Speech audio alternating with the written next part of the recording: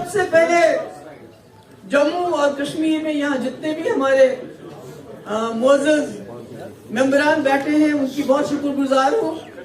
आपने फिर से मुझे ये जिम्मेदारी मेरे कंधों पे डाल दी। मेरे वालिद का एज अ पॉलिटिशियन एक ही ख्वाब था उसका, ये बिल्कुल सरताज साहब ने सही कहा, उन्होंने जिंदगी में बहुत कुछ हासिल किया।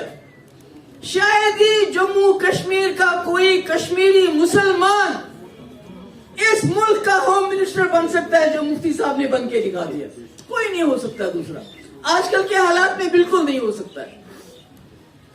कोई भी 3 साल के अंदर इतने काम नहीं कर सकता जो रास्तों के ख्वाब दिखाए थे दूसरी जमातों ने, मुफ्ती साहब ने खोल के दिखा दिया। मगर उसके बावजूद मुफ्ती साहब का ये कहना था, उनका एक शौक था जब से उन्होंने पॉलिटिक्स ज्वाइन की कि जम्मू कश्मीर में, क्योंकि उन्होंने पूरे मुल्क में देखा था अलीगढ़ के जमाने में कि ये जमहूरियत क्या है। एक गरीब आदमी वोट डालता है और उस मुल्क के प्राइम मिनिस्टर को चुनता है, एमएलए को चुनता है, मेंबर पार्लियामेंट को चुनता है। अगर इसको ये पसंद नहीं आता है दूसरे को चुनता है। मगर जम्मू कश्मीर में भी वो यही निजाम चाहते थे।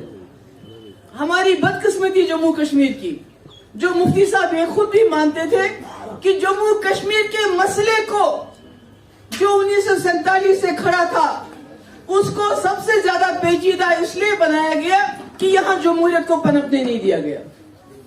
मैं किसी एक जमात की बात नहीं करूंगी। 1951 जब पहला कॉन्स्टिट्यूएंट असेंबली का इलेक्शन हुआ, वो इलेक्शन भी सिलेक्शन थी बदकिस्मती से। उसमें भी एक ही तरह के लोग असेंबली में आ गए जो हिजबी खिलाफ थे, जिनको इख्तिलाफ था। उस वक्त की रूलिंग पार्टी जो बनी, चाहे वो कश्मीर में थे चाहे जम्मू में थे, उनको असेंबली में पहुंचने नहीं दिया। ये शुरुआत हो गई जम्मू कश्मीर के, जो आप कहिए टूटी फूटी जमहूरियत की। उसके बाद जितनी भी जमातें आई उन्होंने भी इस निजाम को आगे चलाया। उसके बाद इलेक्शनों का क्या हुआ मुझे बताने की जरूरत नहीं, मगर मुफ्ती साहब कोशिश करते रहे कि एक मुतबादिल में खड़ा करो।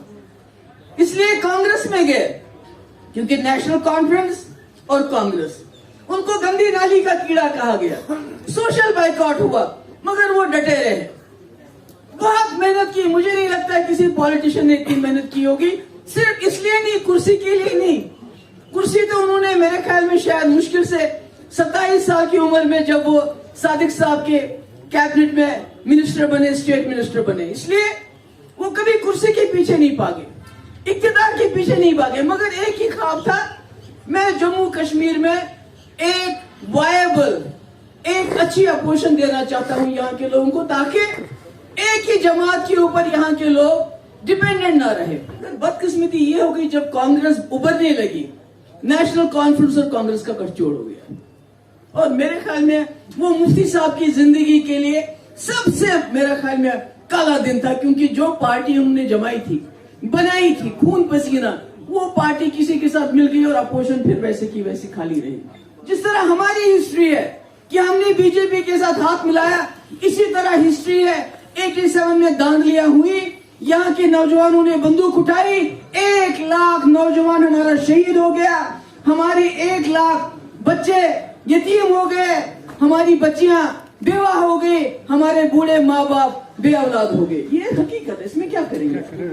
और इसीलिए 99 में मुफ्ती साहब ने पीडीपी बनाई। उस वक्त क्या हालात है मुझे आपको बताने की जरूरत नहीं है। मुफ्ती साहब चाहते थे जम्मू कश्मीर में एक ऐसी अपोजिशन बने जहां जम्मू कश्मीर के लोग खुल के बात करें। हम कोई मुल्क के खिलाफ नहीं है, मगर मुल्क की जो सरकार, उनकी पॉलिसी है, उनकी मुखालफत हम करते हैं जब वो गलत करेंगे, और आज भी करेंगे, कल भी करेंगे। कोई बताए, बहस करे।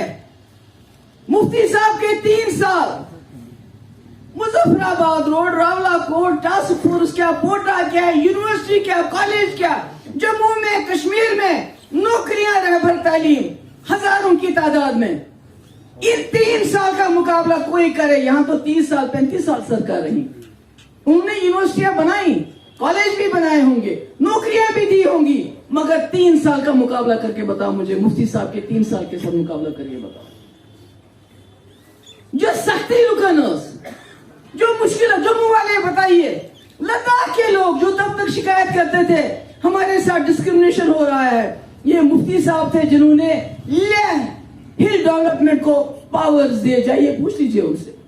कारगिल में इलेक्शन कराया हिल डेवलपमेंट काउंसिल का। जम्मू में, अगर कश्मीर में 50 कॉलेज, जम्मू में 50 कॉलेज।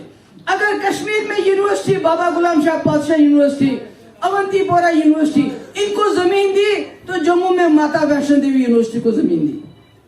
बिल्कुल एक ही नजर से हमने जम्मू कश्मीर को देखा।